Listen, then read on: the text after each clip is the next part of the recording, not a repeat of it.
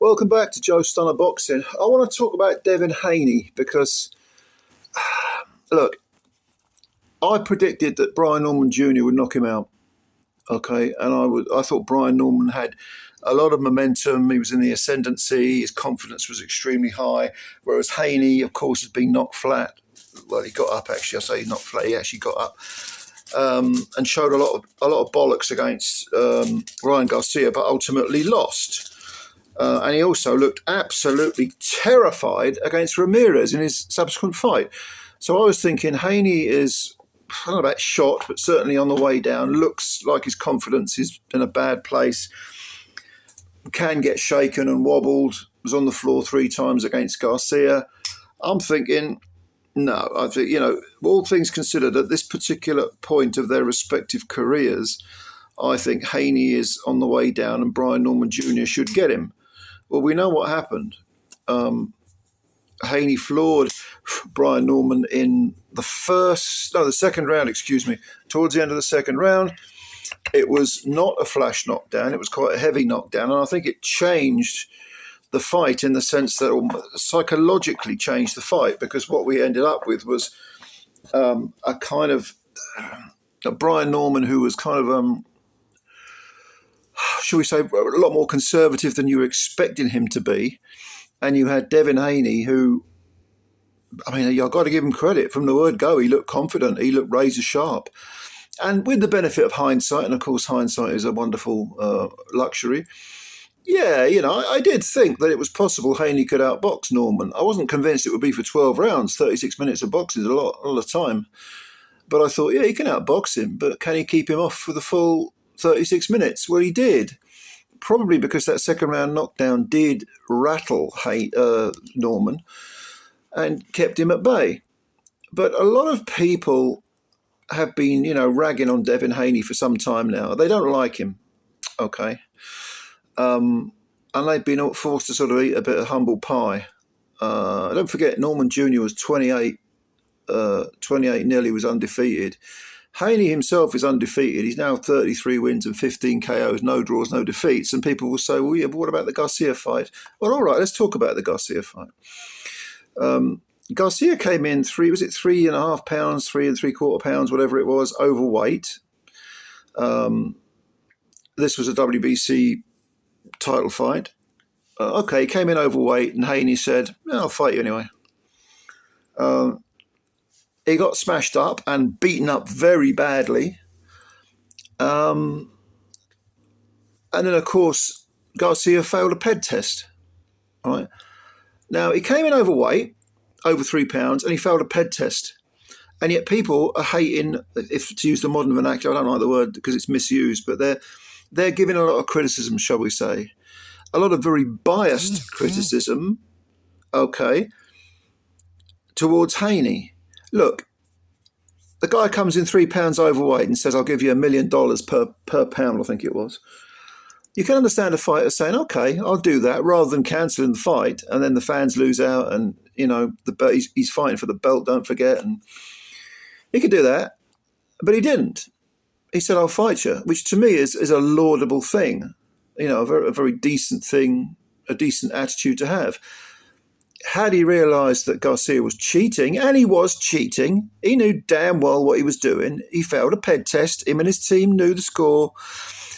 He'd have probably pulled the plug, Haney, when he said, I'm not fighting you if you're juicing. Why the fuck should he? Why should he fight someone who comes in overweight and is cheating with PEDs? So that was a deeply tarnished victory for Garcia, and quite rightly, in my view, it was changed to a no contest. And yet people are still, shellacking Haney, throwing all sorts of verbal bombs at him, all sorts of, verbal custard pies at him. I don't think that's fair. And by the way, I'm not talking about whether the Haney is a nice guy or not. I don't care about that. I don't care whether he's a nice guy. He may be a nice guy, he may not be. Bill Haney is another reason why Devin gets a lot of hate. It's because people don't like Bill Haney, because he talks a lot of, trash, and he comes across as arrogant, and, Now, don't forget, if you look at Haney's resume, He completely whitewashed Regis Prograis. That was a WBC 140-pound title fight as well. He went over to Australia and beat up George Kambosos twice, who was coming off that brilliant win over Teofimo Lopez.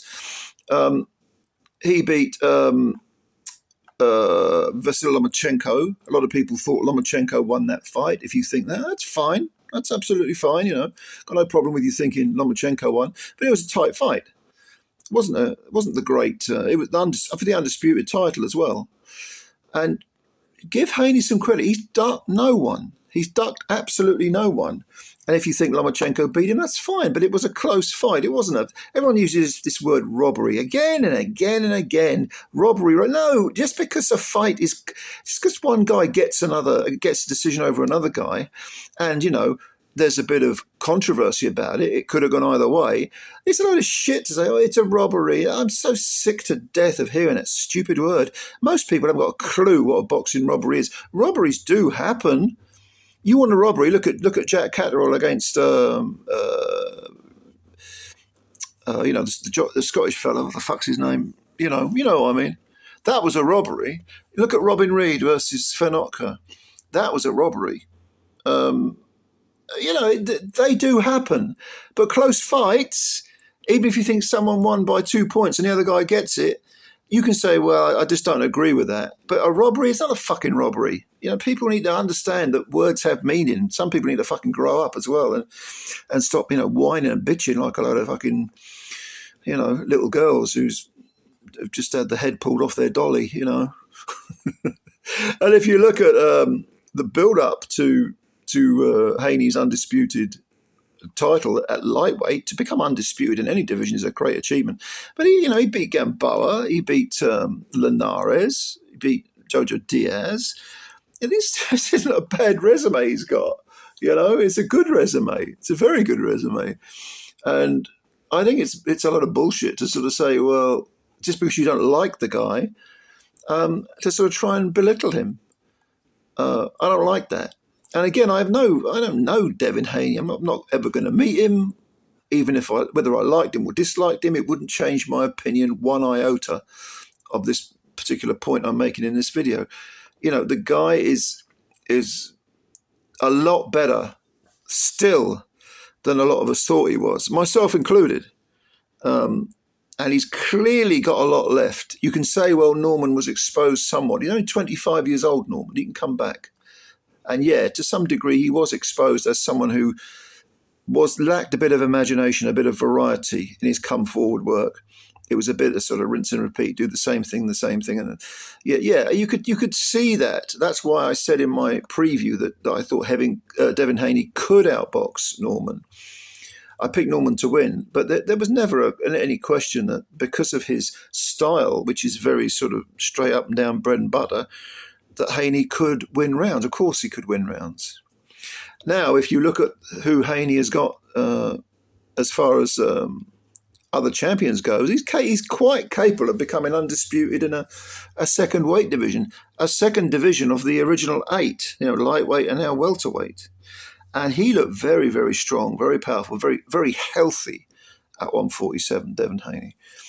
So I think we need to sort of cut the bullshit about whether we dislike him or Bill Haney. Never mind that. Judge the guy on his work. You know what I mean? And he's never ducked anyone. He's been undisputed at 135. He's coming off a brilliant win at 147, and he won a belt at 140 and beat a couple of good guys at 140.